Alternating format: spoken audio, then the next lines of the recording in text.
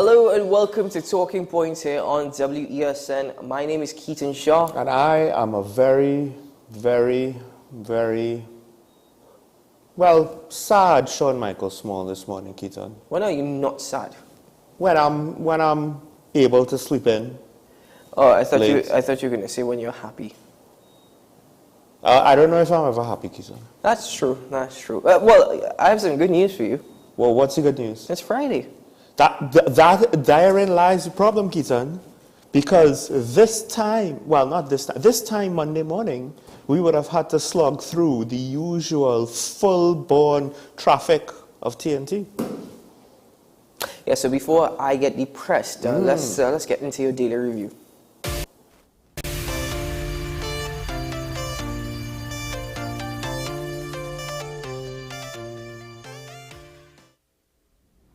So our first story comes to us via a small clip of the Minister of National Security, who once again outlines what he believes to be his job description, although I believe it leaves a lot to be desired. So let's just take a listen to what the Minister of National Security had to say before we comment any further. About your crime plan with the escalating crime and so on. Are there any plans to resume hangings or implement a state of emergency or have some other, what exactly is your plan to deal with escalating crime? You've just asked a few very troubling questions, difficult questions. First of all, a minister of government does not generate or create any crime plan. That is a matter for the police commissioner. That is a matter for the defense force that supports the police in dealing with these issues.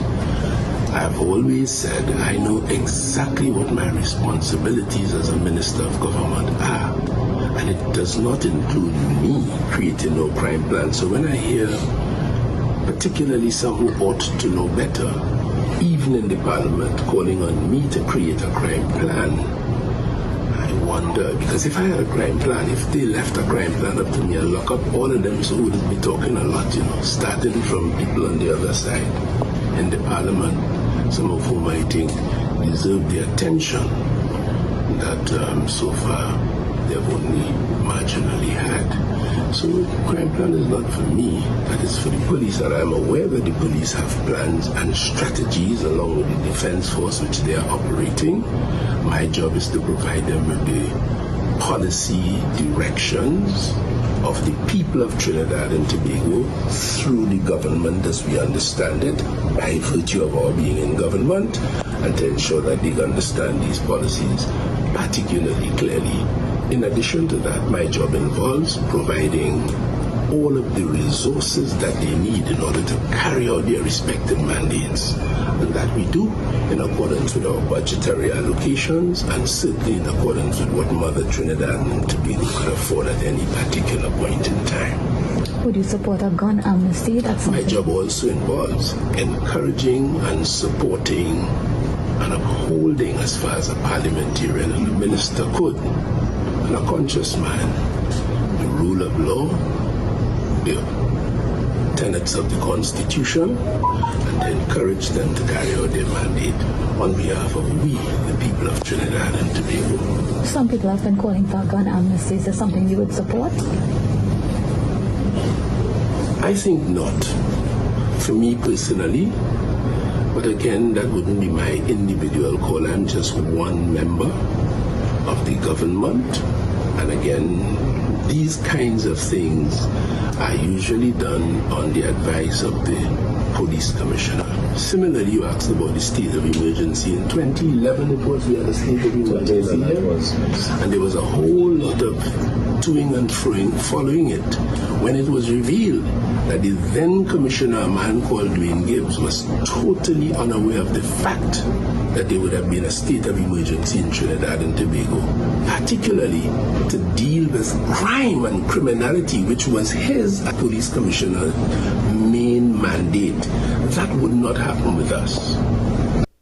So, the minister said a lot.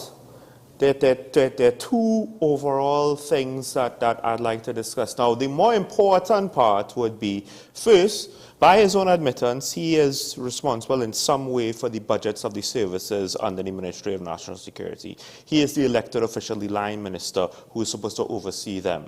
Right now, on a practical level, that might just mean that he might be the advocate, or he might be the main person who has to be read in and briefed on the capabilities and assess these situations before it goes to cabinet, before it goes to the prime minister, the minister of finance, etc. But the long and short is, the budgetary controls to some extent goes through his office first. He is the point man for the administration. That's one of the reasons for having a ministerial post.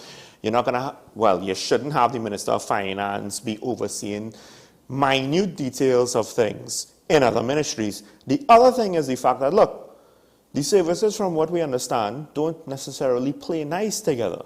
And you can't expect them to figure it out. Like, you know, it's fine to let children figure out how to socialize amongst each other. It's different when you have armed protective services. Like, well, you know what, they'll figure it out. They have a rivalry. You know, the Coast Guard picking up the head of legal for the police commissioner at the time, they'll figure it out. It's fine. No. Also, if you want to have a coherent overall response to crime that involves all your services, you need someone to deconflict, to mediate, to coordinate. And I would assume, since there is nobody else above the commissioner, the head of the defense force, etc., Coast Guard, what have you.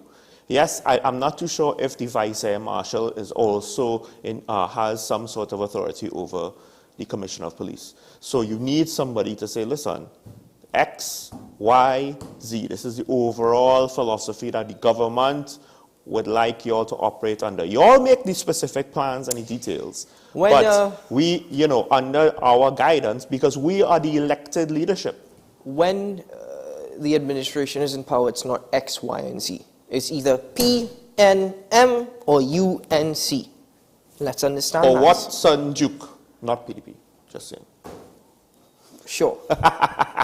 Anyway, but this man is, honestly, he's verbally gifted, but he's so empty-minded and completely clueless. In my opinion, he kind of contradicted himself in his statements there. It's not my job to come up with a crime plan. That is the job of the Trinidad and Tobago Police Service. However, it is my job to guide them in terms of policy, which is part of a bloody crime plan. So technically, yes, he's not going to say what criminal they're going to go after. But right, the guiding policy is part of an overall plan. And if we want, say, the defense force to be involved in helping to fight crime, the police commissioner have no authority to tell them what to do. I also believe that Fitzgerald Hines is under the thought or this bubble that my role of Minister of National Security is waking up every morning, putting on my suit, putting on my Trinidad and Tobago pin, and attending meetings. I'll come home, I'll sleep, I'll collect my paycheck at the end of the month. That's what he thinks his job is. Wait. Like, I don't know, political appointees to state boards, but hold on. Or about half of the public service. He says that he collects the check, but not actually, you know, does everything he can to not have responsibilities. Let me finish. The point is, the individual that we're speaking of here, the Honourable Minister, my gosh, I can't believe those two words go in the same sentence. But this gentleman in particular, I cannot understand how he is still even considered a member of government. Why is he considered there? Why is he in that position? People have said because he's a puppet. He takes instructions very well. No one else wants that position. But furthermore, you said your job is policy direction. What policies? What policies do you speak of? What policy direction? Where are we going? Where are we heading? And clearly, one, there is no crime plan. And clearly, two, you're not even guiding in terms of policy. The second point that he made is with respect to ensuring that they have the necessary resources. If we take a look at just the fire services this week and the stories that have been coming out following the death of Kemba Morris and her daughter, then clearly he has also failed in that position. So my question to Fitzgerald Hines is not what is your role as Minister of National Security. Clearly you don't know what that is, and clearly you don't do what even you say or suggest is your role. My question would be, do you think that you have been Minister of National Security for how many years now? Do you believe that you have been a success? Do you believe that you've done anything different? Do you think that you've shown us policy direction or any sense of policy that has actually worked? I wonder what he'll say then. The irony is, and we've discussed this concept with regards to the DPP's office, you know, the commissioner can make all the plans that she wants, but if she wants to try anything novel, where's the budget for that? Or wait, who controls that? So to some extent, he has levels of control over what is technically supposed to be independent officers. And again, at the very least, he's supposed to be read into these plans, briefed on these plans, and to be like the government official, the member of cabinet that's supposed to be the most knowledgeable about these things is supposed to be him. That's the point of the role. But it's almost as though, and usually in politics, you're trying to pull the civilian, you know, and saying, no, your authority does not extend this far, and trying to rein the civilian leadership in, who wants to do too much because they want to appear strong to the electorate. But in his case, it's like it's a public service who just wants to collect a check on national security when there is no national security. And people may say, Keaton, how could you make a statement like that? We have no national security. Because you have, no, listen. Say some of that for the question. Hold on 1 second. Hold on 1 second. You have a Trans-Tobago Police Service, you have a Defence Force, you have an Air Guard, you have a Coast Guard. That doesn't mean you have national security, because clearly none of these things are working. And I think that's also one of the reasons why criminals just don't care anymore. When you have an individual who is more or less a joke as a Minister of National Security, they realize, hold on, they're not serious about it. Forget about it. We can do whatever we want. The indicator for him not being serious about it is the fact that what should have been a serious question and what should have been a serious answer was turned into a bit of a joke when he wanted to include a little political bubble in the middle, where he said, well, the first thing I would do if you want my opinion on a crime plan, I'll go and lock up the other side. That literally implies political prosecution. And not persecution. No, forget about that. We know it's absolute nonsense. I know it's nonsense, but for you to throw that in the mix of what should be a serious response, are you looking down on the reporter that asked you that question? It's sad to say this, but we've grown accustomed to this. If he did not suggest anything like that, I would have said, oh my God, this is a positive change. I expected that from him. But furthermore, Fitzgerald Hines is not an individual to mediate or anything. He can talk. Right? But he could talk nonsense. In perhaps in perfect English and very good use of language, but he talks nonsense. And furthermore, he can't mediate because he ignites. He can't mediate. But perhaps we should be glad that he is not the Commissioner of Police, because he said that the first thing he would do is go and arrest all the talkers, and quite frankly, you and I do that a lot, so he might be in prison right now if that was the case. Again, political persecution. But to make jokes about a subject like that, especially when technically the opposition is trying to criticize you about that, or to say flippant statements about it, I think was irresponsible. So technically we have two more stories. I'll just mention them. First of all, the Minister of Youth Development, he said government provides opportunities, not handouts. I will say, maybe you could speak for your ministry, but I don't know if he could make that claim for the wider government. I'll believe it when I see it in the balance between opportunities and handouts, because right now it seems like it's mostly handouts. Not opportunity for all, opportunity for select few.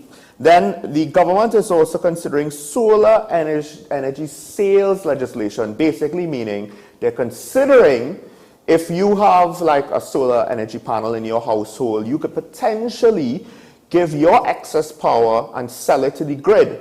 Now, I actually think the idea has some merit. I'm not too sure how practical it would be, or even in theory, how easy it would be to work out, because again, a power grid doesn't like inconsistencies, and that could also include, you know, people putting extra power on the grid unnecessarily. But I like the idea in practice because it's looking at the possibilities. Most ideas and most plans could have merit. But for example, the government is considering a lumber industry for Trinidad and Tobago. The government is considering food security, nutrition and security, and diversification as total priority. The government is considering this. The government is considering that. Excellent. You keep considering for the next 5 years. No, I think the real thing... 2.5. I thought you were going to say, the government could have plans and consider things all they want, but the implementation is where things... Well, that's what I was alluding to. Exactly. Well, folks, that is more or less it for the Daily Review. When we return, we'll get further into national security conversations, as well as we'll have an interesting question of the day for you later on after the news at 9. This is Talking Point. We'll be right back here on WSN, your content capital.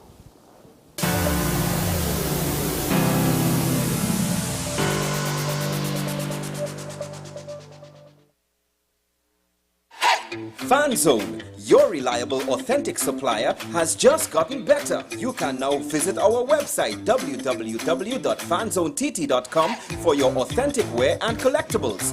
The only place where you can use both your Visa debit and credit cards. Visit our website fanzonett.com to make your purchase today. The best laptops and tablets are at dbesttoys.com. Get a Gateway 14.1-inch Ultra Slim notebook or an HP 14-inch laptop at the best prices in TNT. Get the Fire 7 tablet for $474. You can also shop the latest Amazon Fire Sticks. Call now at 32-DBEST to order or visit us in-store at Forces Flagship MacBean. Shop online now at dbesttoys.com. Free delivery available throughout Trinidad and Tobago. Cash or links on delivery. Join me, Sule A. Joseph, as I delve into the day-to-day psychological issues plaguing our society. We will discuss behaviors that encompass the biological influences, social pressures, and environmental factors that affect how you think, act, and feel. Site, Thursdays at 11:30 a.m. only on WESN, Content Capital. Every word, every line, every paragraph depicts a real moment in someone's life. A father, a sister, a mother, a brother. We at Newsday are dedicated to you, the people, and through independent, unwavering journalism, strive to always bring your stories to life. Because your stories are more than just words. Newsday, independent and credible.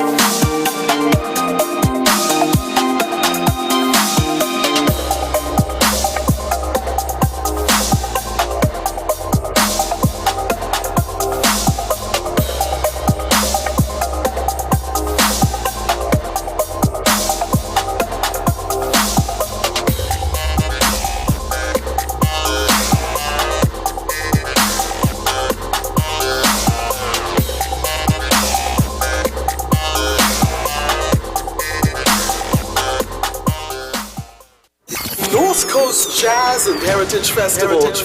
Safe and sound, that's how we'll get you to the biggest North Coast Jazz ever. No hassle and no worries. Park your ride at the Queen's Park Savannah. Hop on board a safe and secure shuttle with your $100 return fee, and that's it. Service begins at 10 a.m. through 1 p.m. and returns from festival grounds from 7 p.m. Park and ride, a $100 return fee, first come, first go shuttle service to festival grounds Blashy shares. No hassle and no worries. North Coast Jazz, May 27th. Born here, played here. Tickets available at Crosby St. James, Kenny's Sport, Extra Foods, Mart's Liquor Palace, 14 Diego Martin Main Road, and WESN, 30A Gattaca Street, Woodbrook. The issue, the continued rise in the price of flour and its impact on the cost of living in Trinidad and Tobago. How should we go about it? I want to ask you, what has been revealed to you about the state of vulnerability in the country because of this exercise and because of what we're going through? Is the government losing the war on the vaccine front? The discussion should revolve around the common good for the greatest number of people in Trinidad and Tobago. How do we inculcate a sense of respect and regard for people who may not be of your own political ilk or persuasion. The communities are now being used by political opportunists. So when the tables are turned, it's the same way. Okay, this has been 10 questions. I'm Andy Johnson, and we'll see you next time.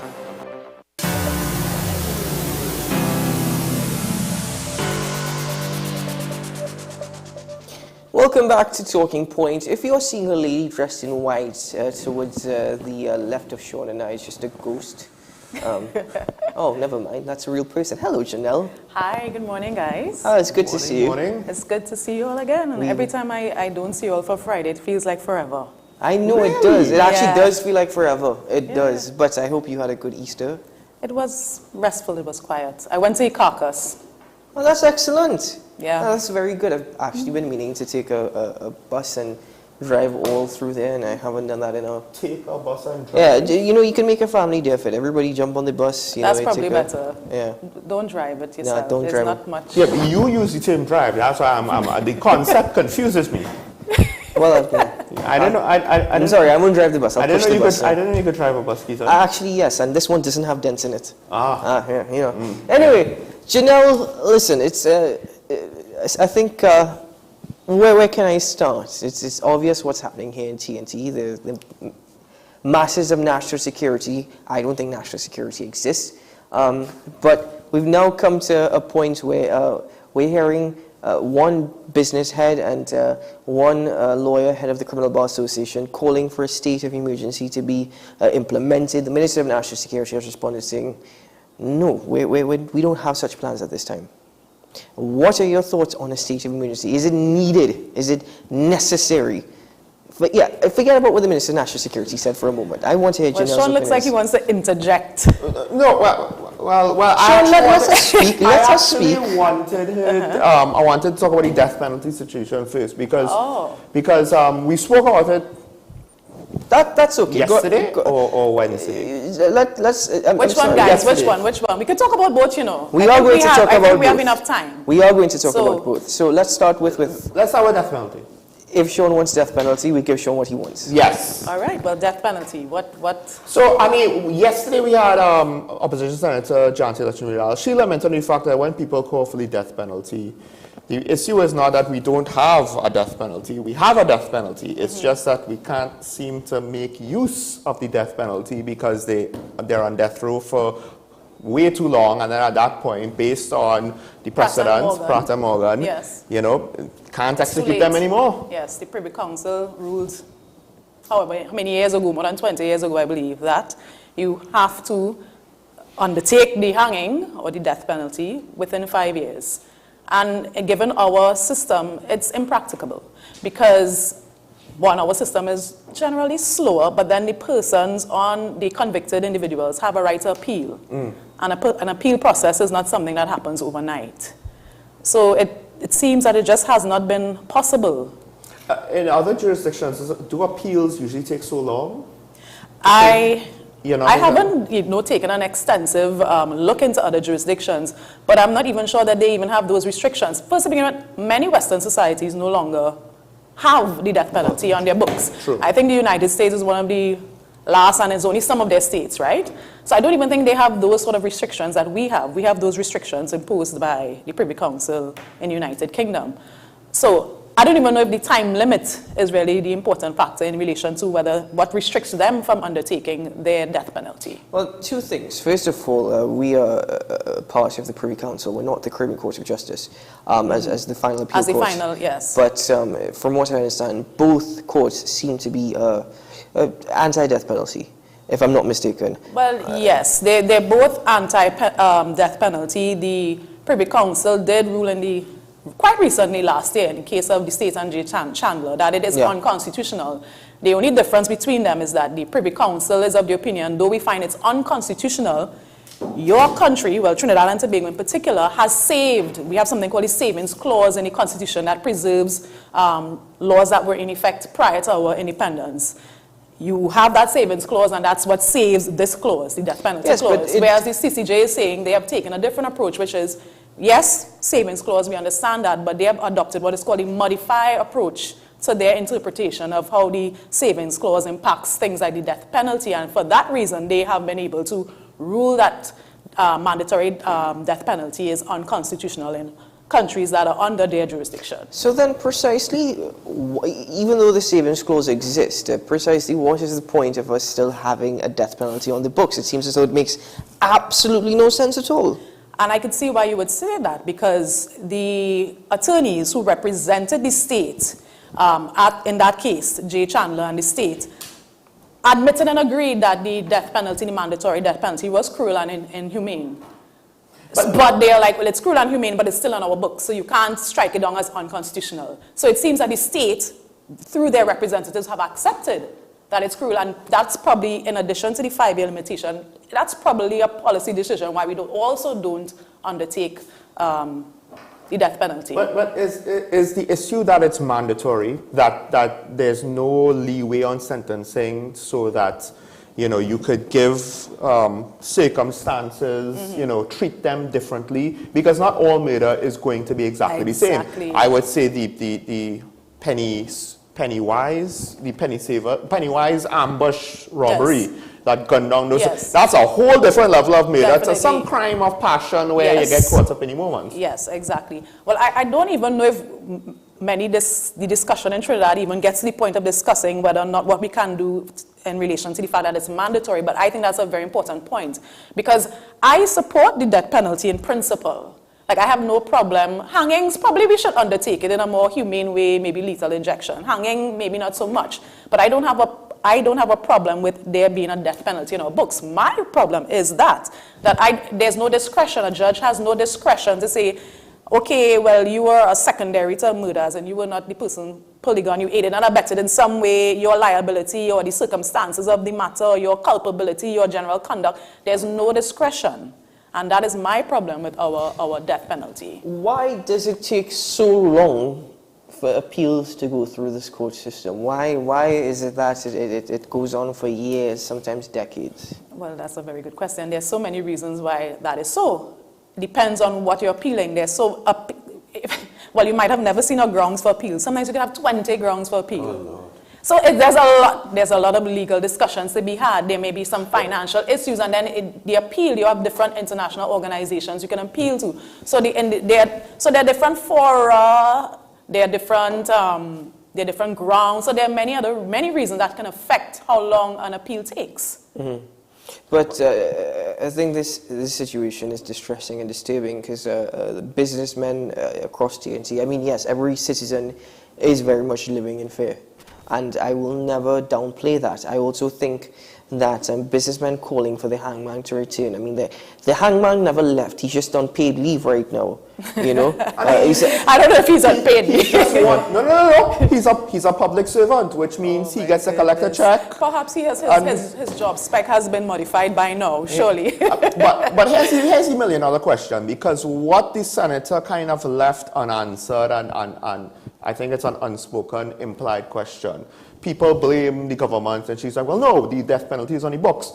And it has implementation problems. However, can't it be modified via legislation, new legislation, to try to get something that's more workable and practical? For instance, maybe taking out the mandatory part. So now the court rulings that are putting this constraint might have to be, well, we might need a new ruling. They might have to settle it with a new case.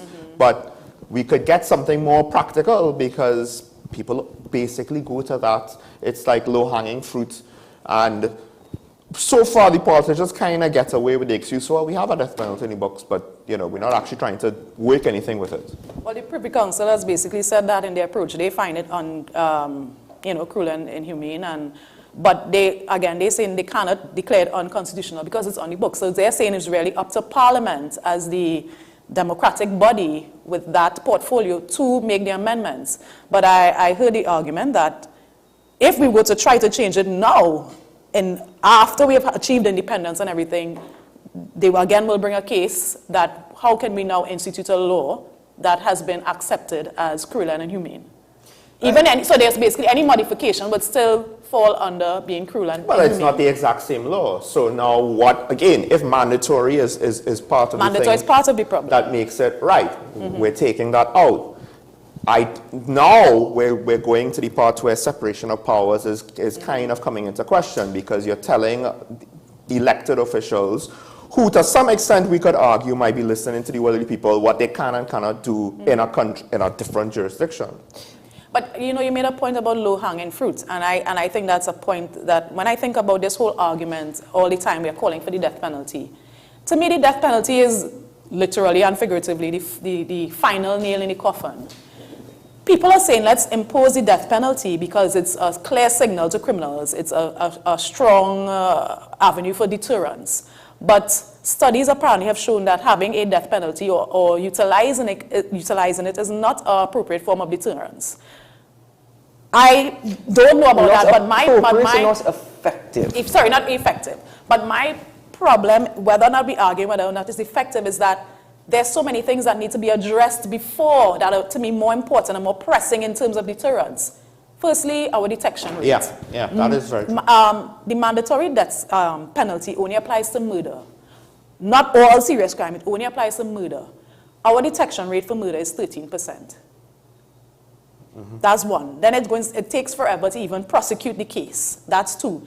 If we had we had better detection and a more efficient system for prosecuting someone, and they know whether or not they would be hanged, let's say they were going to get life in prison, and they've seen it happening, that might be just as effective as a deterrent. Well, one point before I go to my final question. Yes, studies suggest that it may not be an effective form of a deterrent. But at the same time, I think how people are thinking is, I rather see an individual who has been convicted and found guilty of a crime. I've heard people say arguments that even if they're found guilty in the courts, you're still not absolutely sure that this is the individual. We've seen people who have been in prison for 30 years coming out and saying, the case was thrown out because somebody confessed to the crimes. So that has happened. That's the other problem. But people have also suggested, I rather an individual who's found guilty of a crime to be executed, because I don't want to pay for them to sit in a prison for 30 plus years. Prisons are run on taxpayers' dollars. So that is one argument as well. That money could be utilized elsewhere. But, this thing about Earl Pratt and Ivan Morgan, that particular case, it's Commonwealth law, if I'm not mistaken. Is Trinidad and Tobago, though we are part of the Commonwealth, are we obligated to follow such laws the judgment was from the Privy Council, which is our final court of appeal. So yes, we have to. In this case, yes. It's not a treaty that we're following, it's our actual law. It's a law. Case law is law. And the case under the judgment is clear, 5 years, or you can't do it. And we have to adhere to that unless there's another ruling I don't see happening. To a certain extent, you can have a government drafting legislation and then being declared and whatnot, but then you also have the courts where that separation lies. If they give their ruling, that applies to us as well.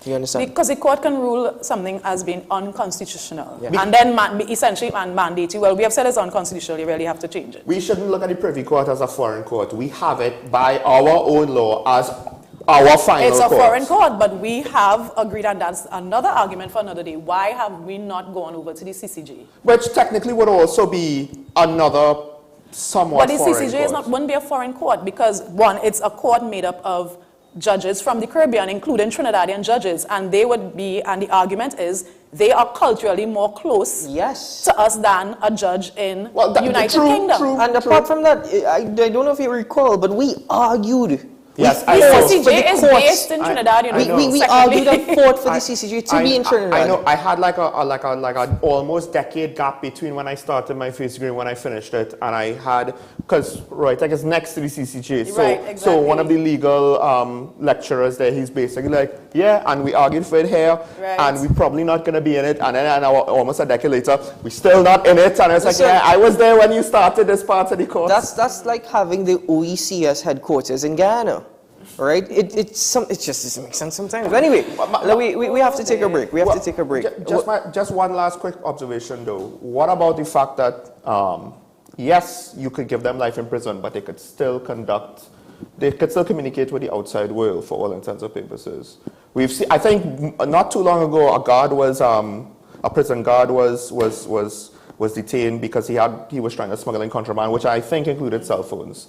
I'm not too sure. So I was like, what is the question, Sean? So my thing is, my thing is, and maybe this is just a statement, I don't know if you'll agree with this, there will be some criminals who, life imprisonment isn't really stopping them from continuing their life of crime, and maybe you need some, because life in isolation might be cruel and unusual as well. I was going to say, Sean, we just went through a pandemic where a lot of us there was a curfew and we were isolated indoors. Yes, we had phones and we had other ways of communicating and people were still going crazy. So don't undermine or overlook the punishment involved in just having to be confined to a particular space. That's for normal Ladies people. and gentlemen, criminals are not normal people. I am putting my foot down. Finally, we can take our break that is intended to be taken at this time.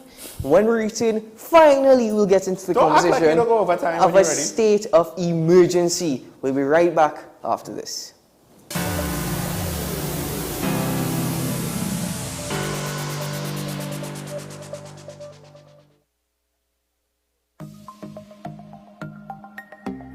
Knowing how to tell authentic is as easy as 1, 2, 3.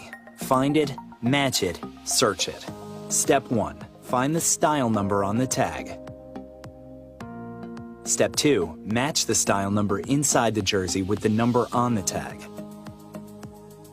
Step 3. Search it.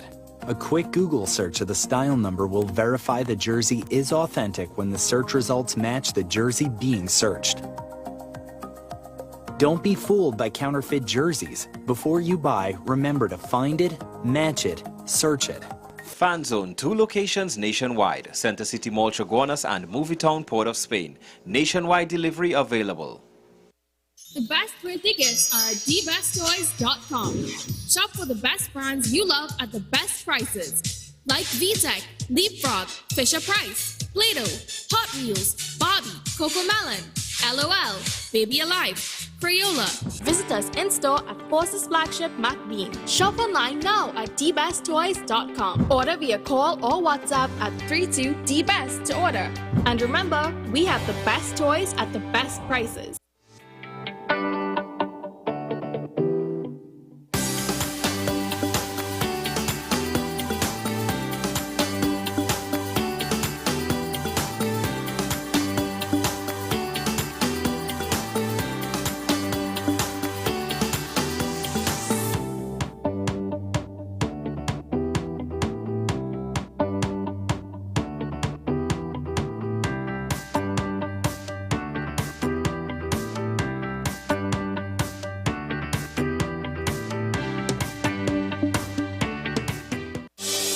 Join me, Dr. Nalini Kokram, on What's Up Doc, where we discuss all your burning questions concerning health. Trinidad and Tobago is among one of the highest risk group of patients that develop this form of genetic breast cancer. What I'd like to take home from a short interview like this, screening.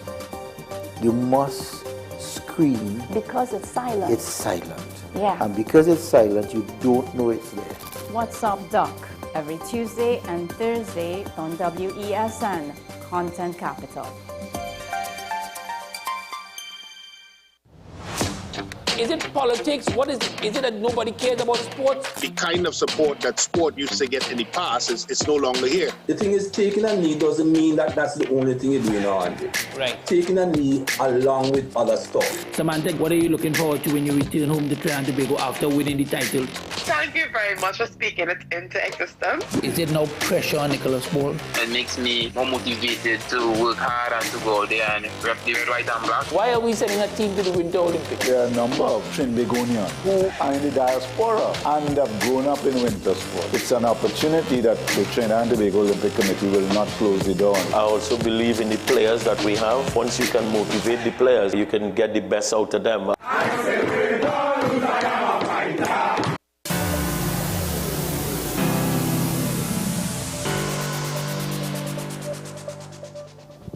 Welcome back to Talking Points, ladies and gentlemen. We continue our conversation with Ms. Janelle John Bates this morning, and thank you for being with us.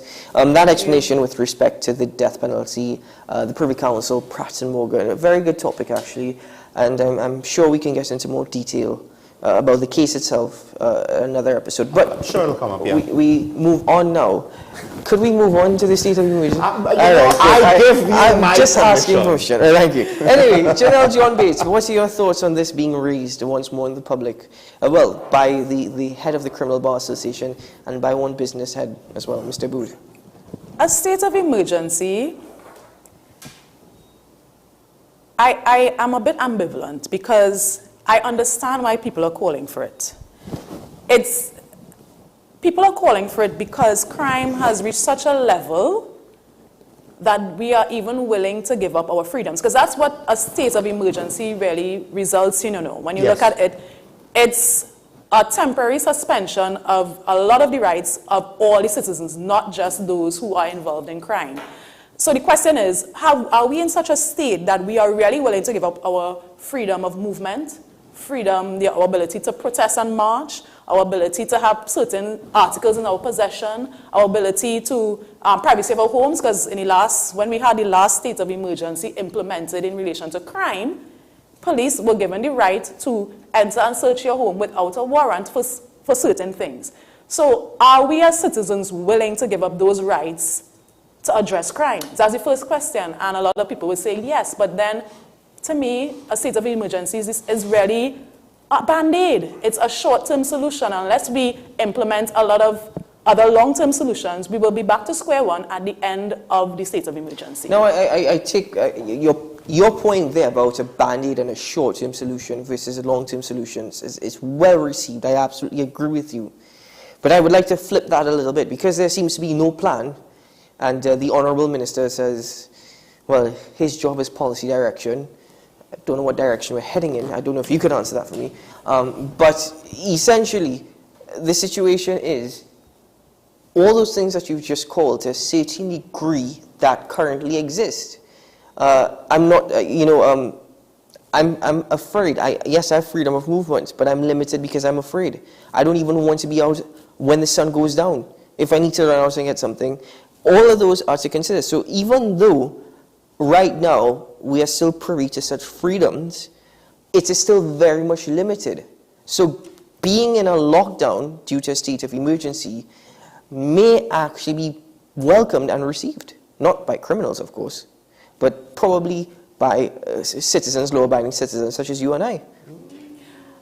You choosing to stay in your house after 5 o'clock or 6 o'clock is different from you cannot leave between these 2 hours unless of some extreme emergency. It's different from I am closing my burglar proof and going inside and sitting down, hopefully happily and watching TV, versus a police being able to kick down my door to search for firearms and whatever they feel they need to search for. It's different from someone stopping you on the street to search you for firearms. You, Keaton, walking on the road right now, you're not subject to that. Mm-hmm. But so shouldn't I only be concerned or worried about that? I mean, yes, police will have powers, but if I'm not doing anything wrong, I shouldn't have much to fear coming out of that. Well, I mean, because you are now giving up your rights. You're giving them that power. And beyond that, what's another thing I haven't seen in the discussion about implementing a state of emergency? The last time we had a state of emergency was in a pandemic.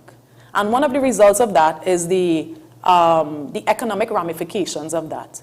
If we go into that 9 to 5 curfew that normally comes along in Trinidad with a state of emergency, all those businesses that operate at night, food, people who sell food, people who work in nightclubs and other establishments, even health workers, maintenance and those things, all of those things are already affected. We already went through 2 years where people have suffered economically. So again, I am not saying yes, I'm not saying no, I'm just bringing the point. Are we willing for that short-term band-aid to suffer economic ramifications? Will that then still spiral again into more crime because people have now again lost another it starts at 15 days, 3 months, 6 months of being unable to work? So then the 2 things to that. One, murders could still happen between the hours of 9 to 5. And the hours don't have to be 9 to 5. But then, whilst I am hearing the points that you're making, and they are fair points, I will also suggest that you have also made an argument against the last state of emergency over the pandemic. You are yourself citing that it didn't seem to be necessary because of the ramifications of such. Yes, there was a public health emergency, But look at what has transpired following that. I did not say You that. didn't say that. I did not say the last. I am saying, I'm especially in relation. that. But you see, the last state of emergency that I mentioned was in relation to natural disaster. And this is a point that most people don't argue because it sounds bad to really oppose a state of emergency given our crime. But when you look at the Constitution and the section that allows the president to make this declaration and proclamation of a public state of emergency, when you read the whole section, it has to be for extreme circumstances. It's in the case of war, an imminent war with Trinidad and another state, in the case of natural disasters, pestilence, diseases, and in the line that we use in relation to crime, it has to be a situation that has like immediate danger, right? I can read the exact phrasing here, right? Those have to be extreme and unusual circumstances is my point. Is our crime situation, it's extreme, but is it something unusual, like a hurricane? Is it one-off? That's what I'm trying to say. The pandemic was something very unusual and one-off. When have you seen a pandemic? When will you see a pandemic in your lifetime? Crime should be dealt with under our usual policing powers, is what some people can't argue. We shouldn't have to resort to something like a state of emergency. Because it's short term. And it's short term. It's to deal with something extreme and unusual. I think one of the things is an example that doesn't need a state of emergency, but I think there was a case where somebody had a pregnant wife and they couldn't make it to the hospital, so they tried to go on the bus routes and the police basically said, "Nah, this is illegal, go back on the highway." And he's like, "Well, she's in labor and there's traffic all the way to Mount Hope. And you expect me to go back into the highway." So that's an example of, okay, you don't have a right to go on the bus route and you're barred from something that's practically necessary to you. Now take a state of emergency where your actual everyday day-to-day rights might be stripped from you. You could have something going on at night that you need to leave, but it's a state of emergency, so you can't leave, right? And yes, if the police officers are allowed to show discretion, you might be able to reason with one, but say if you need to go across the country for some reason. You know, now you have to reason with every police officer you're going to meet on the way down and hope to God that, you know, you only need one of them to basically be, no, the letter of the law says this, and we're locking you up because you clearly disobeyed Let me the rules. digress for a moment, and with not this entire focus on a state of emergency. But, Janelle, do you feel safe or do you live in anxiety? I live in anxiety every day in everything I do. From the time I leave my house in the morning, you know, do you feel safe? I don't feel safe in certain circumstances. You want to hear something? When I was coming in here this morning, there was a man standing near the building just reading a newspaper. But we live in such a society, you can't trust anyone. I'm like, I look at his age, I look at his stance, he's reading a newspaper, and I still opted to walk in the road. Because I said, next when I walk past this man, and he's just using this newspaper as a decoy, and he locked my neck. So yes, I live in a state of anxiety and heightened awareness, something I would have probably passed him if I was still living in the UK. Do you think a crime plan exists, or if a crime plan is working? I trust our police commissioner when they say they have a crime plan. That doesn't answer my question. If it's working, well, the proof is in the pudding. And as I said, a crime plan has, I would assume, many limbs to it. One limb would be detection, one limb would be prevention, and so forth. And our detection rate, if we look at our murder rate, is abysmal. So I would have to then say some parts of the crime plan are not working, especially given the number of murders. I feel like this year will top last year. Do you think, and my final question is, do you think, and it's not an interview, but it's to get an understanding. Do you think that in terms of efforts from a government level, like the Minister of National Security suggesting that his position is policy direction and ensuring that all the services have the necessary resources, do you think that is being done? Policy direction and ensuring all resources are there. I believe there is some policy direction, and again, given what I read in the news, I cannot say every aspect of the national security is properly resourced. If we look at the mere fact that there weren't fire tenders at the fire station, it would be remiss of me to say, yes, everyone is properly resourced. Because, you see, the thing is for me, and correct me if I'm wrong in this, I think I recall the Honorable Prime Minister suggesting that if a government cannot deal with a crime problem, then they themselves are part of the problem.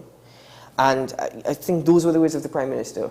Right? Probably not exactly the same words, but if a government cannot deal with crime, then they themselves are a part of the problem. It goes to show that you have to be careful what you say, because, you know, the situation could flip back on you, and then you have to be willing to face the same fire you throw out. But my final question would be just this. I understand that state of emergency is short term. So just on a basic level, it will cover up and suppress crime. But it's not necessarily a tool that has clear-cut ways that's going to eliminate aspects of crime and get criminals arrested and convicted.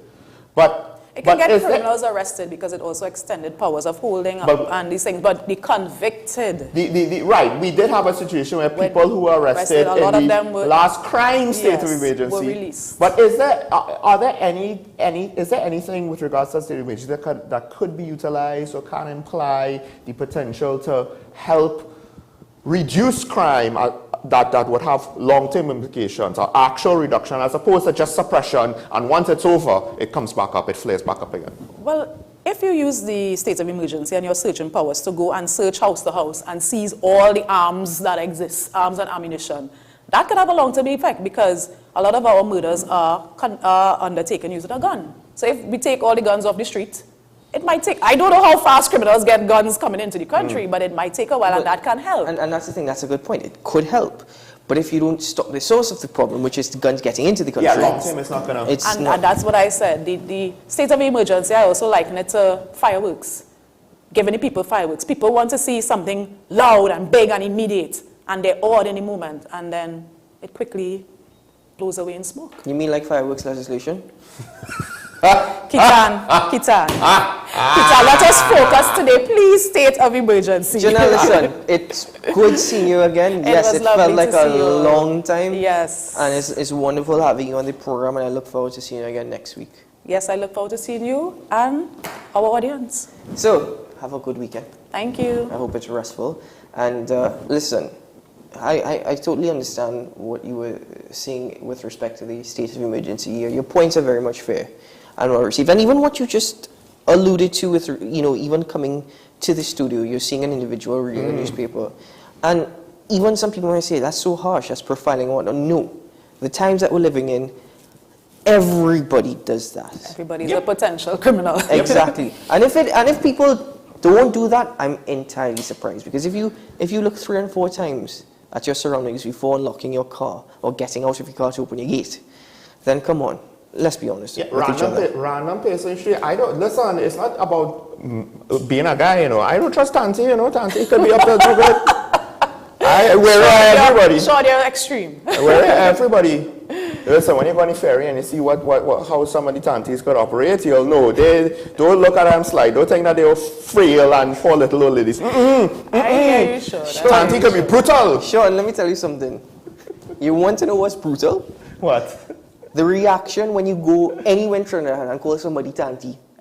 Right? Thank you very much. That is going to be more brutal. Thank you very much. That's why I'm saying it here and I'm saying it out there. You're saying it publicly. But not to anybody specifically, Peter.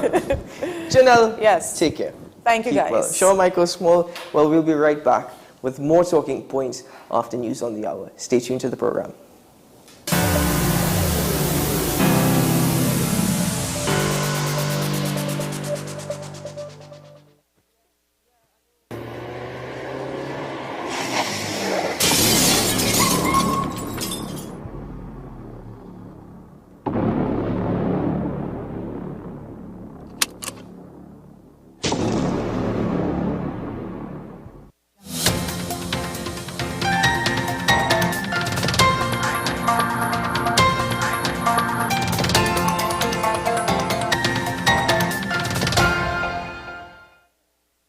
Here's your WESN News on the Hour. I am Denise Martin. Thanks for joining us. Here are the headlines. Chaguanas Mayor saddened by rising crime. Man in court for 2021 murder. Fake driver's permit leads to charges of forgery for San Juan man. And internationally, Texas dairy farm explosion kills 18,000 cows. Now for the details. Chaguanas Mayor Faiq Mohammed is saddened by the rising crime in central Trinidad. Lamenting the recent loss of businessman Rashad Ali, the mayor said that incidents like this not only leaves a profound void in the business community, but also in the hearts of his family, friends, and fellow residents. He added that the business community is dwindling away. He called on the government and law enforcement agencies to take immediate action and effectively tackle the issues and ensure that justice is served for Mr. Ali and every other victim of crime. A 24-year-old Aranguez man has appeared before a Port of Spain magistrate charged with the murder of Nicholas Antonio Moe, which occurred on September 17, 2021. Keon Mohammed was also charged with possession of firearm, ammunition, and shooting with intent to do grievous bodily harm. 31-year-old Moe of Arima was at Freddie Street, Aranguez, when several loud explosions were heard. First responders later found him lying motionless on the roadway with gunshot wounds. A 48-year-old man was granted bail in the sum of $50,000 after he was arrested and charged with forgery and uttering of a forged driver's permit. Jason Lamkin of San Juan was charged after an incident on April 5th in which the Transport Commissioner and a party of officers from the Traffic Enforcement Section of the Licensing Division proceeded to the home of Lamkin at San Juan relative to a disqualification notice as a result of the accumulation of demerit points. While at the residence, the officers seized Lamkin's driver's permit. On further verification of the driver's permit, it was discovered that the permit was not issued by the licensing authority.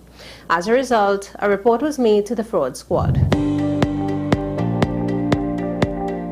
In international news now, approximately 18,000 cows were killed in a blast at a Texas dairy farm earlier this week, according to local authorities. The explosion at South Fork Dairy near the town of Dimmitt also left one person in critical condition.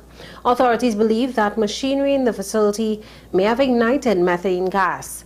Nearly 3 million farm animals died in fires across the U.S. between 2018 and 2021. Well, that was your News City Hour on WESN. I am Denise Martin. Thanks for watching.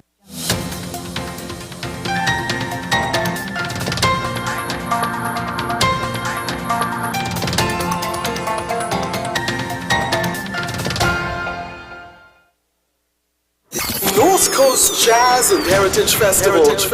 Safe and sound, that's how we'll get you to the biggest North Coast Jazz ever. No hassle and no worries. Park your ride at the Queen's Park Savannah. Hop on board a safe and secure shuttle with your $100 return fee, and that's it. Service begins at 10 a.m. through 1 p.m. and returns from festival grounds from 7 p.m. Park and ride, a $100 return fee, first come, first go shuttle service to festival grounds, Blashy shares. No hassle and no worries. North Coast Jazz, May 27th. Born here, played here. Tickets available at Crosby St. James, Kenny's Sport, Extra Foods, Mart's Liquor Palace, 14 Diego Martin Main Road, and WESN, 30A Gattaca Street, Woodbrook.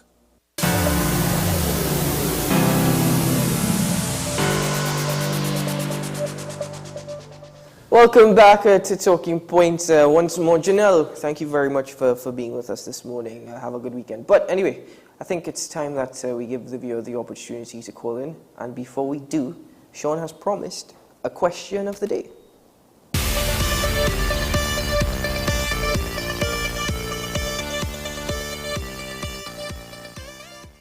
We are in a place right now where, look, I don't like to use the term, but I was reading a book written by this guy from, he's a Harvard professor, but he talks about, he had a lot to do with the movements and leadership and so on in Africa. And he talks about failed states. And I feel like we are quickly becoming a failed state because the number one, and he was making the argument that delivery of political goods, public goods, the number one public good that is supposed to be delivered to the country is security. And if you're not delivering security, it's just everything breaks down after that. And that's where we've reached now. When you're living in a high tension environment like that, it's very easy for people to want to take the law into their own hands. So the senator did not say that we are a failed state. However, the fact is that one of the chief public good that the government is supposed to give is security, and the lack thereof can lead, in theory, this is the words of an academic, this is not necessarily just the words of our own Senator Lakshmi Dayal, can lead to, in theory, state being failed.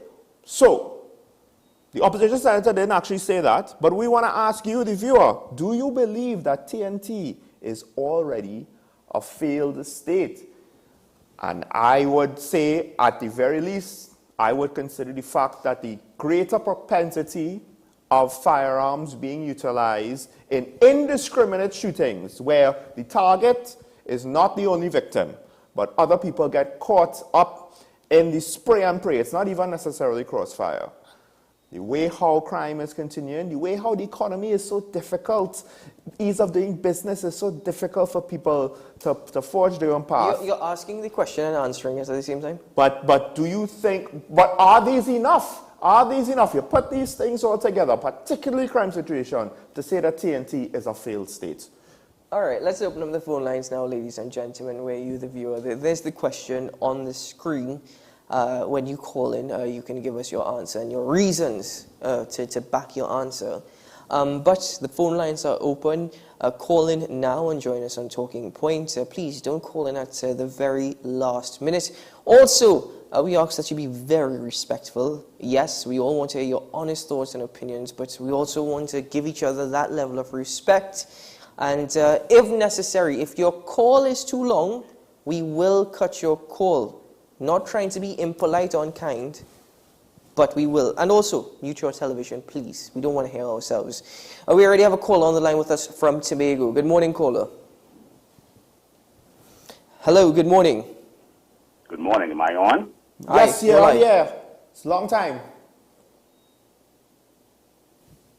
Hello? I don't know if I'm on. Am I on? Yes, Sean? you're on, yeah, you're on, yeah. I'm not sure if you could hear us. Caller, if you can see our mouths moving, well, you can't hear us. Talk, go on. Well, he might be. Go on. All right. I'm hearing you guys now. Are you guys hearing me? Yes, yes, we are. All right. Very good. Very good. All right. Well, this is my comment, all right? And I've said this before, and I'll say it again. I saw this happening when I returned home back in 2016, that our environment was sort of being terraformed, if you will. You've seen those movies where aliens come down and they need the Earth's atmosphere to be a certain toxicity for them to breathe.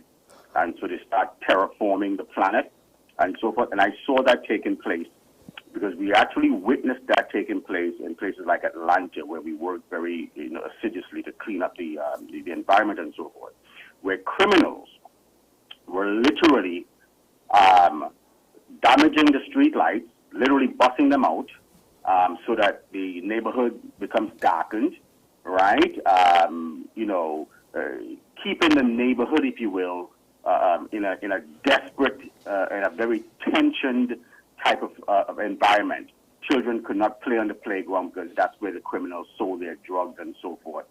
And so in that kind of environment, people tend to become very desperate, very depressed, and so they look to drugs. Drugs become an avenue out now for that depression and so forth. And so more people tend to use drugs in those environments because of the quality of life in that environment. What I saw happening here in Trinidad and Tobago, particularly in Trinidad, with the rise in the street crime, the common street crime, was such a terraforming taking place, where such fear was being driven through the community with the street crimes, the murders, and so forth and so forth. And people are literally making money on that particular situation. There are criminals in high places, on the yachts and so forth, who depend on that kind of environment for their street drugs to really move. Mm-hmm. And this is something I think the police should be looking at. Is the criminality that we're seeing at the street level, is that actually being coordinated by higher-ups in order for them to have an environment to push their drugs and guns in? That's my comment. All right, Colif, thank you very much for your comment. That's an interesting take. I know you said that you have said it before. I'm not too sure if I could remember you saying it on Talking Points, but I think that's an interesting take. There's a lot of merit. It leads to another debate where, okay, the gangs, they might destroy cameras and street lights and a whole sort of things that impede their ability to conduct their business. Is it that a safety concern, or is it that the government agencies is just not doing their job to fix these things and to make sure that, no, you can't just damage them and they go unworkable? Let me remind you of the question of the day. Do you believe that Trinidad and Tobago is already a failed state? We have a call on the line with us from Claxton Bay. Good morning. Morning, Sean. Morning, Keith. Morning. I'm not entirely sure why. There's an echo in the calls. I don't know if we can just deal with that. But go on, caller. You know, take off the volume or take off the volume right Excellent. There you go. No, you're fine, caller. Go ahead, Mr. Fisherman. Yeah, I feel if Trinidad is coming to a failed state, in my opinion. Because right now the government, like the President Minister of National Security, he doesn't know what he's doing. But I would like one thing to be, you notice these bandits since the COVID. They're using the mask to go into the public to disguise themselves. I know we have to use masks when we go to the health center or the health facilities or the police station or the government like courthouse and right? You have to use the mask. But I feel they could ban this mask on the street, like people using masks on the street now to do the crime. I feel they could ban that. You understand what I'm saying? Yes. So, but this gun, illegal gun that's coming through the border. You know what I could tell you over here, what some of the guys using. You see like when these ships come into to Point Lisa and these areas, the big ships. Yes. They're using their pirogue who bring in the guns, so the raiders can't pick them up. They run side of the ship, like on the edge of the ship. You understand what I'm saying? They run together with the ship now, side of the ship, so the raiders can't pick them up. And the Coast Guard, they might already know that, or they do nothing about it. These things. So all these things have a part to play this crime. Yeah. But we live in fear. Look, right now, I home with my wife alone. I had to lock up the door, lock up everything. In fear of the home invasion. Yeah. Listen, I guess somebody's a chance. Thank you very much. Thank you very much. Thanks for calling in after us. It's been a while, Mr. Fisherman, but I mean, I hear a point with respect to the face mask. I don't agree. I think you should still give people that option. There's no need to limit the use of face masks. No, but understand, the ironic thing is people used to use face masks, criminals used to use face masks before. Yes, before the pandemic. And a lot of them now don't even bother masking their face again. Right, that's the irony. That's criminals are so brazen. But before the pandemic, you walking around in daytime with your face covered up to the extent that some people do. The police will look at you funny, but now they don't. So you could see where criminals could take advantage of it, and it should at least be considered. I never really saw people covering up their faces much before the pandemic. But my point, right, because you couldn't get away with it before, but you could get away with it now. Call on the line with us. Good morning, Shubones. Good morning, gentlemen. Good morning. It depends on what you call a failed state.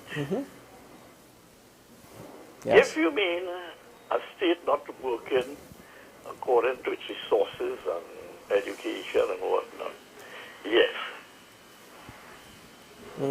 If you mean a state where the services are not being provided at all, no. What is clear, we are on the way to being a failed state. And the reason for it, Hello?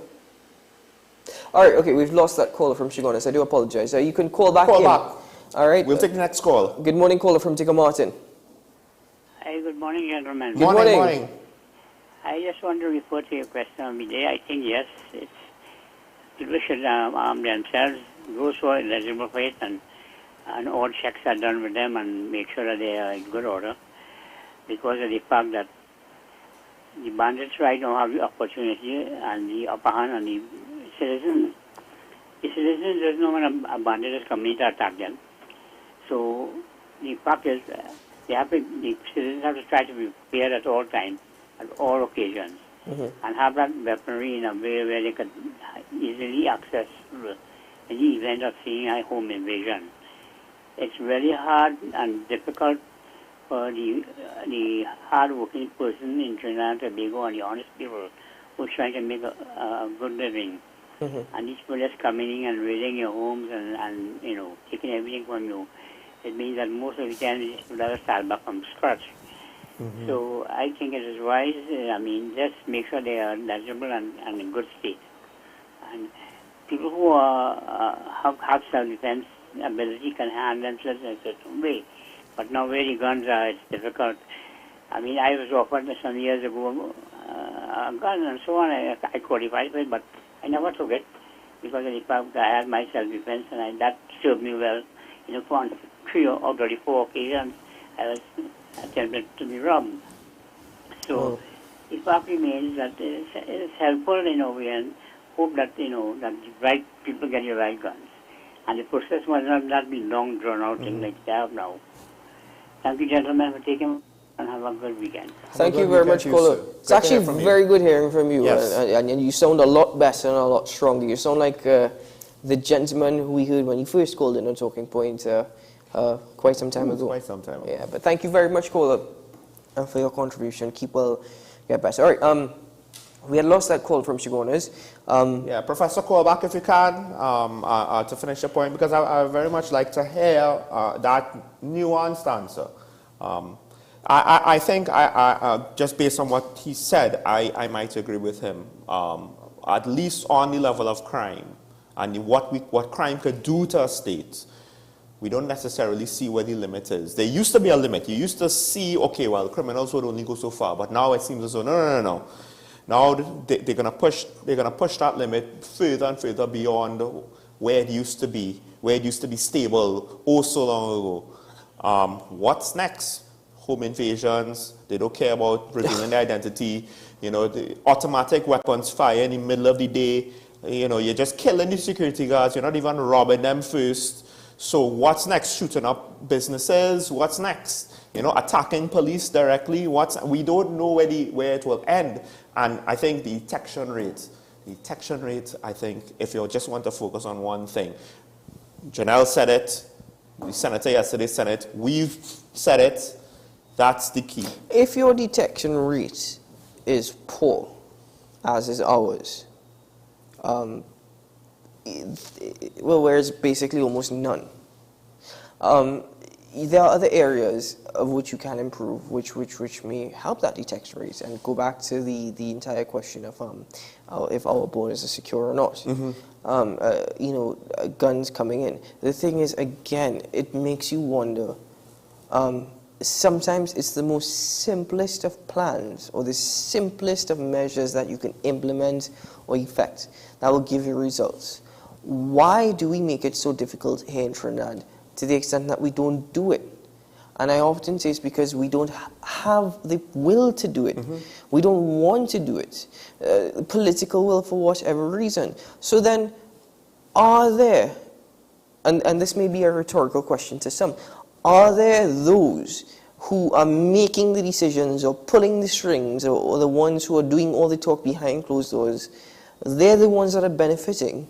And therefore, that is why we're in the state that we are without anything being done. Or consider this, properly digitizing the police service is not going to be cheap.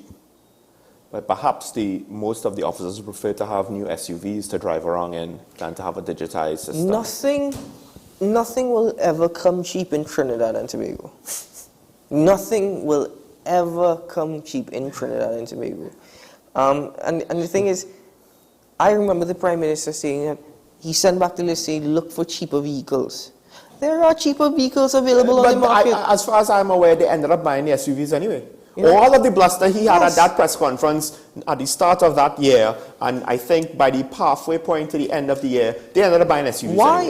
Why are the Trans-Tobago Police Service driving Hyundai Santa Fe's, which was just a high-end brand of Hyundai, high-end model, sorry. Why are they driving Hilux vehicles? What's the need for those things? Folks, we still have time to take 1 or 2 more calls. Question of the day, again, do you think that TNT is already a failed state based off of the definition we got from Opposition Senator Janty Lashmedial, member of the Joint Select Committee on National Security, where when a government cannot provide services to the nation, and the most critical one is, fighting against crime, security.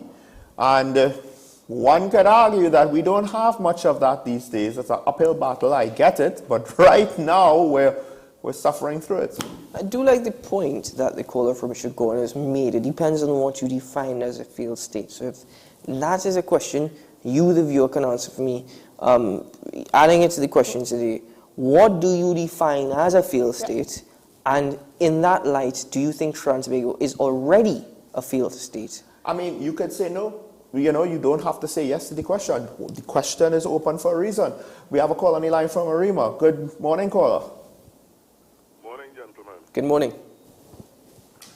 Now, we had to look at this thing on a bigger scale.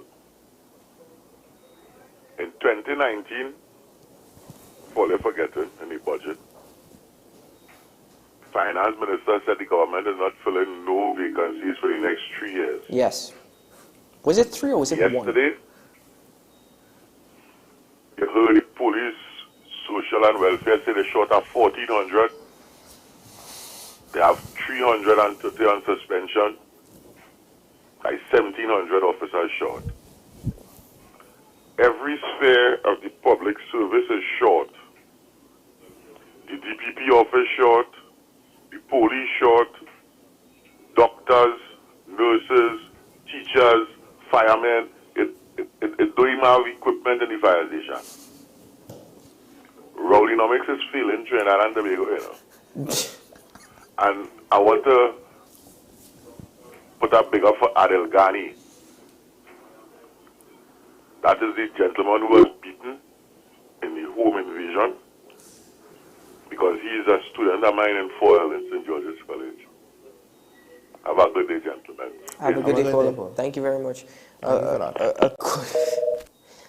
They have more police officers suspended than they probably do working on a daily basis. Right? I like the term Rowdynomics. That new term. I don't know if I'll use it because I do wonder if well, you see, Imbertnomics not so the rolls off the tongue. The column is crumbling under our, you know. Columnomics. Okay, that might be better. Columnomics. So caller from Chigonas. Good morning. Good morning, gentlemen. Welcome back. Morning. Digitizing the police will not be cheap. The reason is the methodology. I explained to you earlier this week when computerization came in and you had one computer agency to advise everybody with compatible system. Instead, every section of government going up to consultation and paying to get digitized, and that is why it is expensive. Any questions, gentlemen? Well, your point with regards to a failed state, I don't know if you finished it. So that's what we were hoping that you, if you had anything more to say. We are on the way to being a failed state. And the reason for it is our government. We don't enforce our laws, we don't review them and things like that. Mm-hmm. Yeah. Okay. Thank you, Professor. Gentlemen. Have a good weekend. I did actually think of you when we were talking about all of these things, when talking about the terraforming, Professor. It goes back to what you said. If we don't enforce our laws on all of these various things, when things are intentionally broken or intentionally done, you know, in order to facilitate crime, and we don't have the systems properly functioning to correct them, you know, it's not just the police that have to deal with crime. Proper street lights on streets helps prevent crime, as small as it might seem now. You don't realize this term consultation. The amount of money that consultants are making in CNZ. Because the amount of consultations we're having. Consultation and consultants consulting with government or the government consulting with people. Remember, the government at the end of the day will choose who they want to consult with. I will bet you money.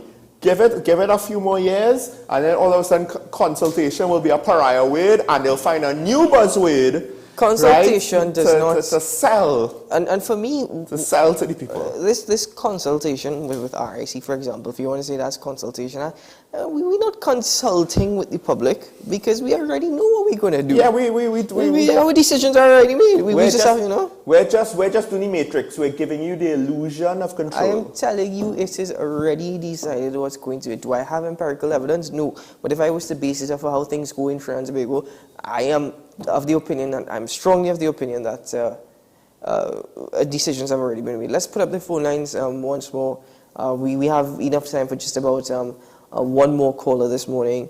If you can answer the question, if there's anything else that you'd like to share with us. I've always suggested if there's any good news, at least, that you have that you can share with us or willing to share with us, we look forward to that. Bit of good news is wonderful and accepted. Last show of the week, folks, so last chance to get some good news in. But you see, the thing is, I am frustrated, I'm tired, and so is every other person. Every other person is going through difficult times, whatever it may be. And we all have our challenges. But the situation is not helped when those challenges are compounded by the economic, cultural, and social situation. Final caller for the morning from Cascade. Good morning, caller.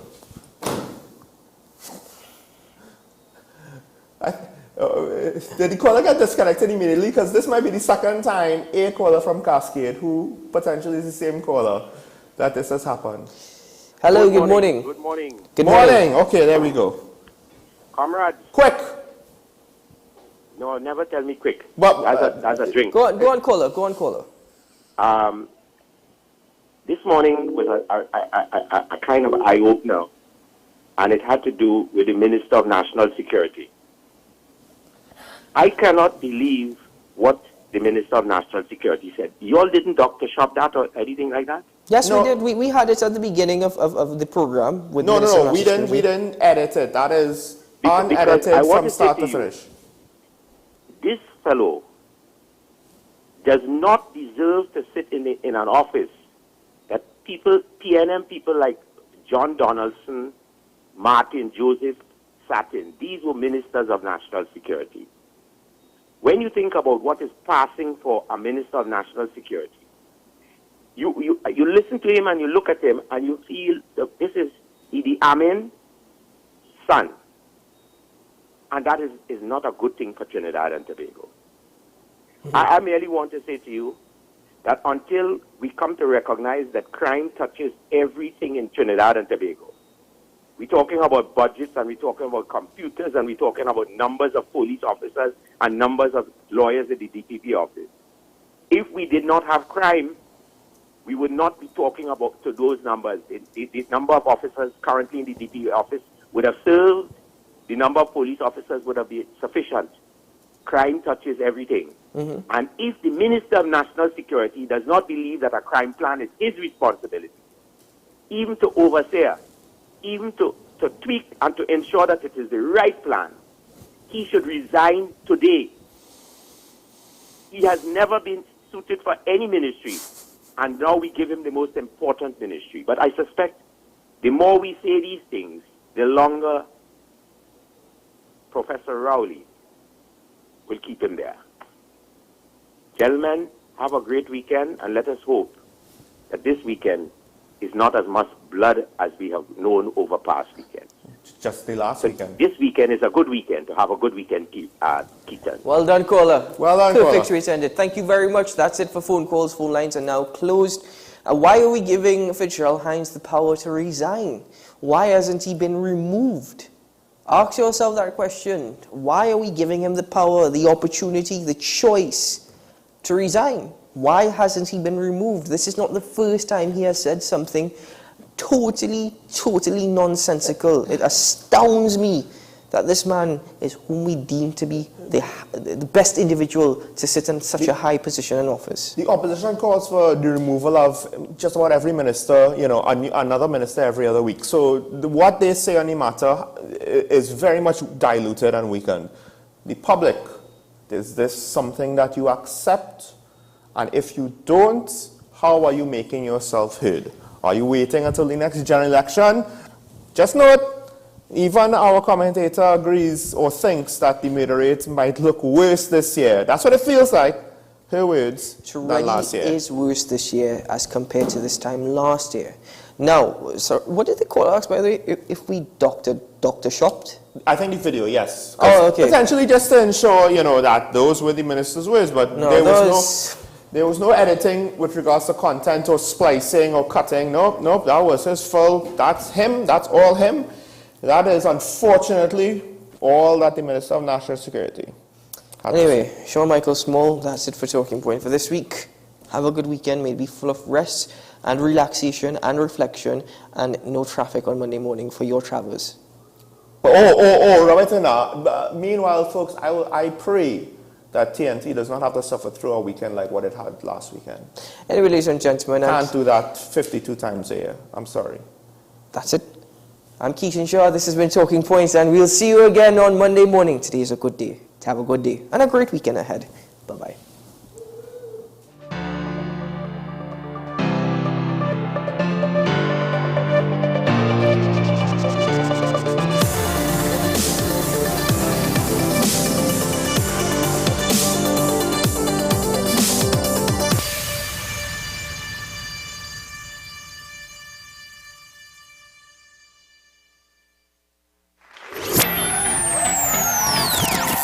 This May, the spectacular event you've been waiting